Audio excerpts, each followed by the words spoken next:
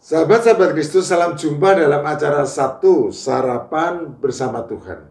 Adapun menu sarapan hari ini diambil dari Ulangan pasal 10 ayat 17. Sebab Tuhan Allah mula Allah segala Allah dan Tuhan segala Tuhan, Allah yang besar, kuat dan dahsyat, yang tidak memandang bulu ataupun menerima suap. Betapa bangganya kita sebagai orang Kristen karena memiliki Allah yang merupakan Allah segala Allah dan Tuhan segala Tuhan. Allah yang kita kenal dalam iman kepada Tuhan Yesus Kristus itu adalah Allah yang besar, kuat, dan dahsyat. Kebesaran, kekuatan, dan kedahsyatan Allah yang kita sembah tersebut tergambar jelas dalam keindependenannya. Ya, benar. Sejatinya Allah kita adalah Allah yang independen. Allah yang segala keputusannya mandiri, bebas, merdeka, tidak terikat dan dipengaruhi oleh apapun atau siapapun. Oleh karena itu, Allah yang independen pasti tidak memandang bulu ataupun menerima suap, sebagaimana dengan jelas dan tegas dinyatakan oleh Musa kepada bangsa Israel. Ulangan pasal 10 ayat 17. Jadi Allah kita adalah Allah yang anti suap, karena menerima suap akan mempengaruhi keindependenannya. Oleh karena itu, sebagai umat pilihan dari Allah yang anti suap, maka kita pun harus taat kepadanya dan mengikuti jejak teladannya dengan menjadi orang-orang yang anti suap.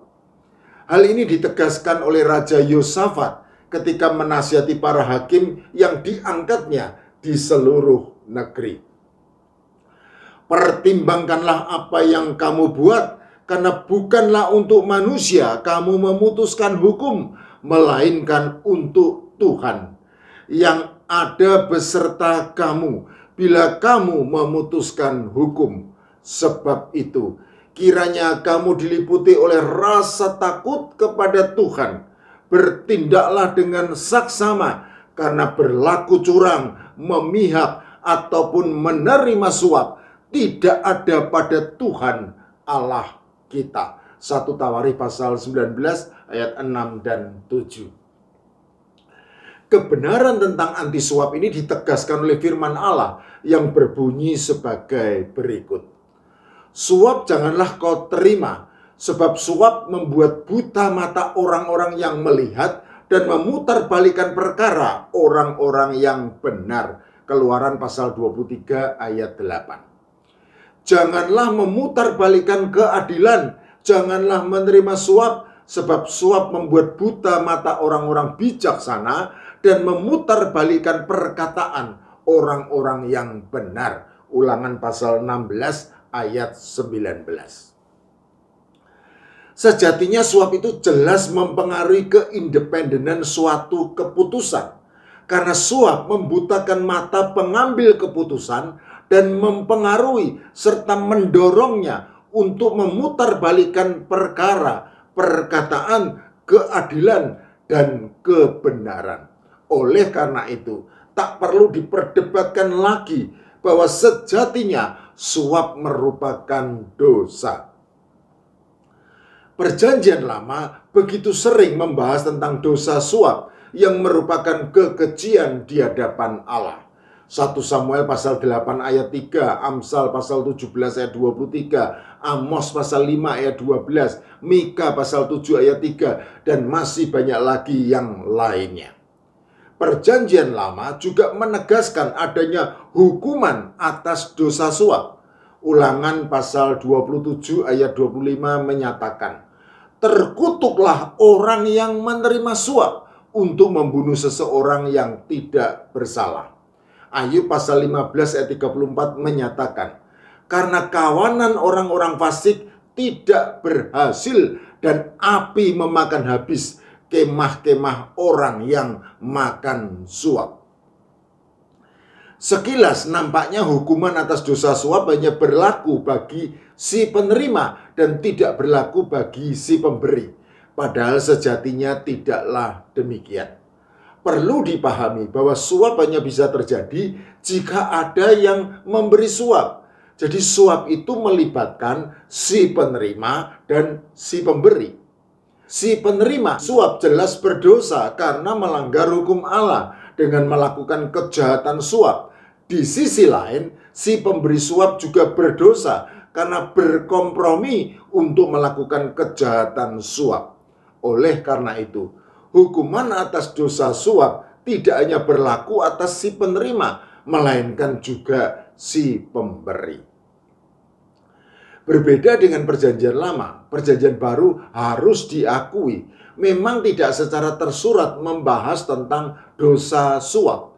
Tetapi beberapa peristiwa kasus suap jelas tercatat di dalamnya.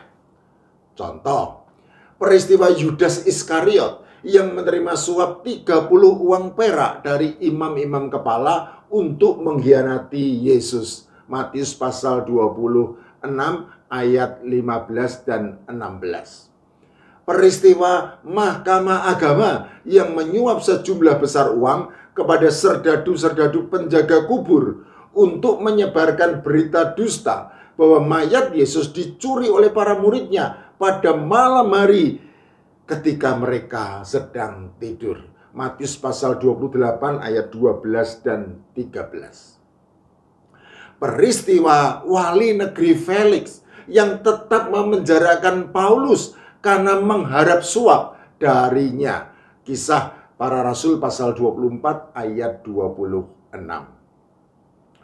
Sahabat-sahabat Kristus, sejatinya suap merupakan dosa yang berdampak luas karena sanggup mempengaruhi keindependenan suatu keputusan dengan membutakan mata pengambil keputusan dan mempengaruhi serta mendorongnya untuk memutarbalikkan perkara, perkataan, keadilan, dan kebenaran.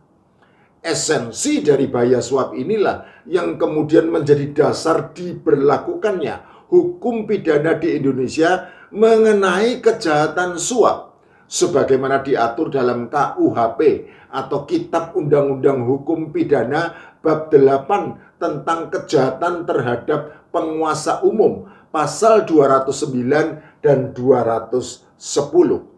Selain itu, suap juga diatur di dalam Undang-Undang Nomor 31 Tahun 1999 junto Undang-Undang Nomor 20 Tahun 2001 tentang pemberantasan tindak pidana korupsi. Sebagai tambahan perlu dipahami bahwa di dalam kasus suap, penerima maupun pemberi suap sama-sama dapat dikenai sanksi pidana.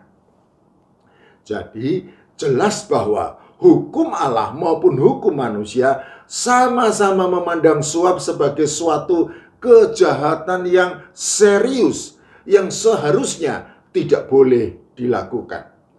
Oleh karena itu, jadilah orang-orang Kristen yang anti suap sebagaimana Allah yang kita sembah dalam iman kepada Tuhan Yesus Kristus juga anti suap. Amin.